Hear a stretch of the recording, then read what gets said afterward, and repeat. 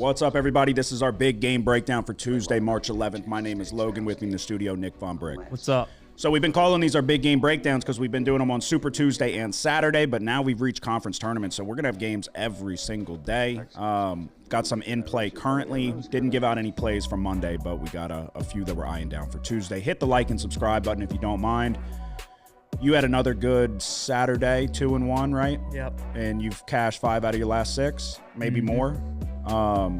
My Saturday was about as frustrating as I've had in a long time because we only went 2-3. Not a good day, but not a catastrophic day or anything like that. But 2-3, realistically, you could have made a very strong case that we should have been 4-1. We started it off with Marquette -2. It was a dogfight of a game, exactly like I expected it to be, but Marquette had the ball with the shot clock turned off, and Cam Jones passed the ball. I thought for sure he was going to pull up for 3. We got a -2. Obviously, you don't want to push. Somehow Ben Gold ends up with the ball in his hands, and he tries to drive in and doesn't come close to making it. Then you fast forward to the end of overtime. They get a rebound. Same thing. Shot clock turned off, and Terrence Ross gets the ball poked out from behind right to Etchafor. Game-winning layup. See you later. This Marquette team, dude, is so frustrating, and Ben Gold somehow shoots 38% from the three-point line. That's got to be the most fraudulent 38% that I've ever seen. None of them look like they have a chance of going in.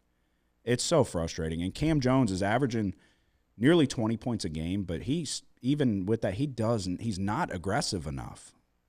The fact that he gave that ball away instead of going to win that fucking game drove me insane. Then we had Alabama. They win the game outright. But we had North Carolina plus 11.5, and this was another one. My God. I think they were up 7 points in the second half. 7 points. And then they're down 13. Seth Trimble gets a rebound. 10 seconds on the clock. He's driving down. Duke is going to hand you a layup. They do not care. They are going to allow you to score. He dribbles it off his foot. I almost pulled my hair out of my fucking skull. And then the Houston-Baylor over. We didn't deserve it. It was a really poor shooting night, really, from both sides. And I can't have it be a poor shooting night with the pace that both teams play. But there was a 3-point attempt by Edgecombe that would have put it to 129, and they would have fouled for sure. So if that goes in, Houston was hitting their free throws. If that goes in, I'd like to think that those 2 free throws would go down, and we would have hit 131 on the number. So incredibly frustrating. We got Arkansas at the pick'em because the line moved as we were recording. They were up 16 points in the second half. And it's the worst when you're just watching it happen and you know it's happening, and there's nothing you can do about it. But I guess that's March. It is what it is, but again, good day for you. What were your 2 wins? Obviously Arkansas, and then the other one was what was it? Was it UCLA? Yes, UCLA beat the shit out of USC. Beat the shit out of them. That was a home run spot. I think they were laying 9.5. I think they won by 30. They might have got a little closer. 28. Yeah, it was an eventful Saturday for sure. That was on Sunday. Michigan and Michigan State. Senior day for the Spartans. They always do the thing where they kiss the logo at half court, and Michigan decided to try to get in the way. It almost caused a fight after they got bullied by Michigan State. This is a team that deserves respect, and I kept trying to fade them in certain spots because the offense will go so cold, but their defense is so good, and they inevitably go on a run. Their defense is so good that they just kind of play great defense until a couple threes fall, and then you lose. So every single game, it seems like they go on a second-half run, other than the Michigan game where they kind of beat them up start to finish. Michigan kind of clawed back in. But that's a team that's hard to really get behind in the tournament, but they're going to be a tough out, dude. They might be a 2 seed. And that dude, Jace Richardson's the real deal. So they have a legitimate scoring threat. And just a crazy good defense. And Tom Izzo's a wizard when it comes to March. Tom Izzo gets some weird hate from certain people about being overrated. I don't think he is. I think he's pretty damn good. All right, so you have 2 plays. I have 3 plays for Tuesday. Yep. All right, again, hit the like and subscribe button if you don't mind. It helps us out big time. We're going to try to get a couple more winners under our belt for Tuesday. I'll start it off. First game of the day, 11:30 a.m. tip. Cincinnati going to take on Oklahoma State. Neutral site, obviously. I think it's in Kansas City. Are you on this? No. Okay, wait, yeah. You're on both American semifinals? America East. Okay. All right, Cincinnati taking on Oklahoma State. They just played. That's the thing about some of these matchups where you're going to get teams that literally just played. They turn right back around. They're not very good, and they play in the first round of the tournament. It was an embarrassing loss for Cincinnati. The coach lit them up in the postgame presser, apologized to the fans. This was a team that looked like a shoo-in to be in the tournament, and that's not the case currently. They're going to need a good showing in this tournament. They're going to have to win more than probably a couple games. Can they do it? Probably not, but I think they're going to cover the number here against Oklahoma State. I think the defense is – I think it's 25th in adjusted efficiency, but it's the third best scoring defense in the conference. Oklahoma State's offense is just not good. I understand. Don't read too much into what you just saw. If anything, I like it more after what just happened in the matchup with Oklahoma State. So I'm going to lay 5.5 points with the Bearcats here. It's tough because that offense is a tough watch, but if the defense can do what they're supposed to do here, I think it's going to be a very tough day for Oklahoma State scoring the ball. Early tip. So give me the Bearcats, 5.5. What is your first one? It's Maine at Vermont. Vermont's 3.5-point favorites. The totals only 123.5. They played twice during the regular season. I think everybody in this conference plays each other twice. There's only 9 teams in the conference. Vermont won both games. The first one 55-49. The second one 65-61. Vermont, it's one of the hottest teams in the country. They won 10 games in a row. But these teams statistically are really close. It just so happens Vermont has won both matchups in low-scoring, close games. Both defenses are good. Efficiency ranking second and third in America East Conference play. In conference play, Maine shoots the 3 at the highest percentage, top 60 nationally. And defensively, they lead the conference in turnover rate. In both games, Vermont happened to outshoot Maine from 3, even though statistically they aren't the better shooting team. I don't think that'll happen again. You kind of like Maine's chances here because they're facing Vermont for the third time. They lost both previous matchups. So we're going to take Maine plus 3.5. Okay. Yeah, I mean, obviously I know the Catamounts from years past of them being in the tournament. Outside of that, I don't know too much. What were, just out of curiosity, because when I was looking at some of these smaller teams, I kind of favor.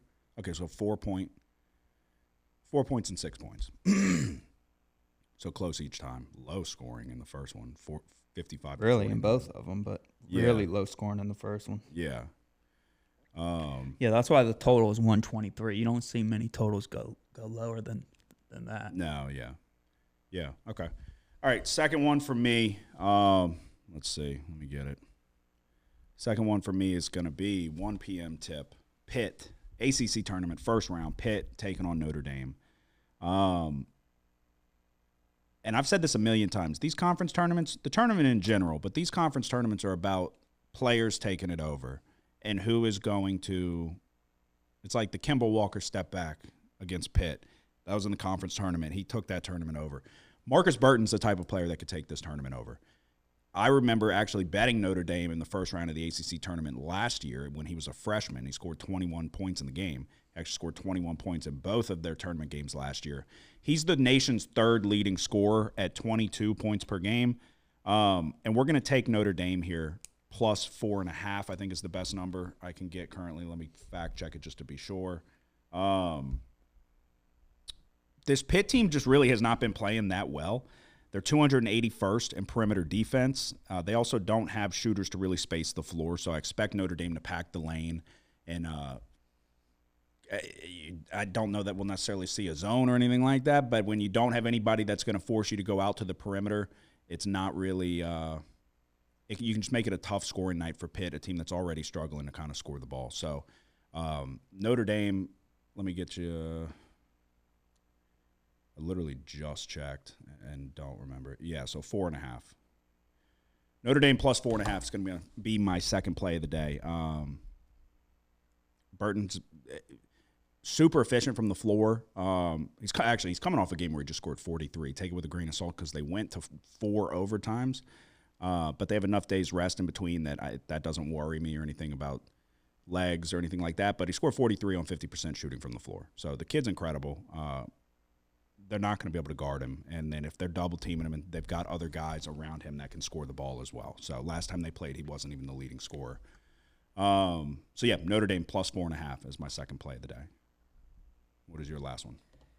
It's a second America East semifinal game. Albany at Bryant. Bryant's 9.5-point favorites. The total's 153.5. They played twice. Bryant won the first one by 10. Albany won the second one by 5. Albany's one of the only teams probably in the nation that has a better road record than home record. Bryant's the best team in the America East, the number one team in offensive efficiency and the number one team in defensive efficiency. Albany's defense is their strength, even though they rank in the bottom half of the conference in most defensive categories. The one thing that they're really good at is forcing turnovers, the second highest rate in conference play. The game Albany won against Bryant, they forced Bryant to turn it over 17 times. Compare that to the first matchup where Bryant only turned it over 9 times. Bryant won the game by 10. In conference play, Bryant has the lowest turnover rate on offense and the highest offensive rebounding rate. Bryant's the 6th tallest team in the nation. I think Bryant gets the best of them here. So I'm going to lay Bryant minus 9.5. Okay. Alrighty. My last one, final play of the night. 8:30 p.m. tip, first round of the Big 12 championship. You got UCF taking on Utah. We were just I was keeping an eye on this Utah-BYU game because me and Nick were talking about it after you were on – no, we were on opposites, BYU and Iowa State. So we kept an eye on this one. We felt like this was an interesting game to kind of monitor. So I did. And Utah put up a good fight in the first half. BYU ran away with it in the second half, but I was not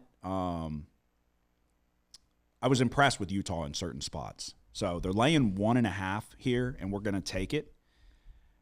The first matchup, UCF won by 4 on the home court, a game in which turnovers were the difference. 19 turnovers for Utah, resulting in 20 points off turnovers for UCF.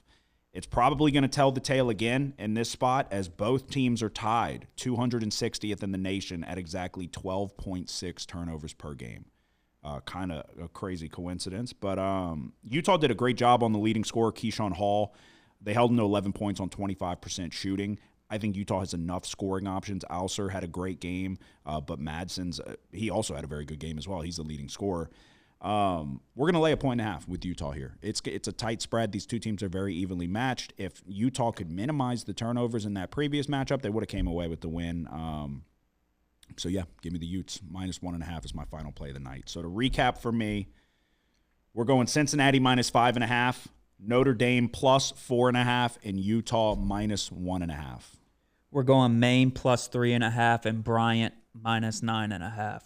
There you go. That is our best bets for Tuesday. Again, conference tournaments are in full swing, so we will have plays every single – I'm going to basically make a point because I was looking today. It was a very limited card, so I decided to stay away. But I am guaranteed we'll have a play for every day for the rest of this week, and then obviously heading into the big tournament. And we'll have to figure out if we switch up the usual schedule, the Tuesday, Saturday. We may not need to, but we'll figure it out. So that is our best bets for Tuesday. Anything to say before we go?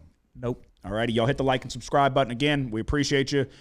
Come along for the ride. It's the greatest month of the year. There's nothing better than March Madness. We're going to try to make some money along the way. We did it last year. We're going to try to do it again this year. Good luck.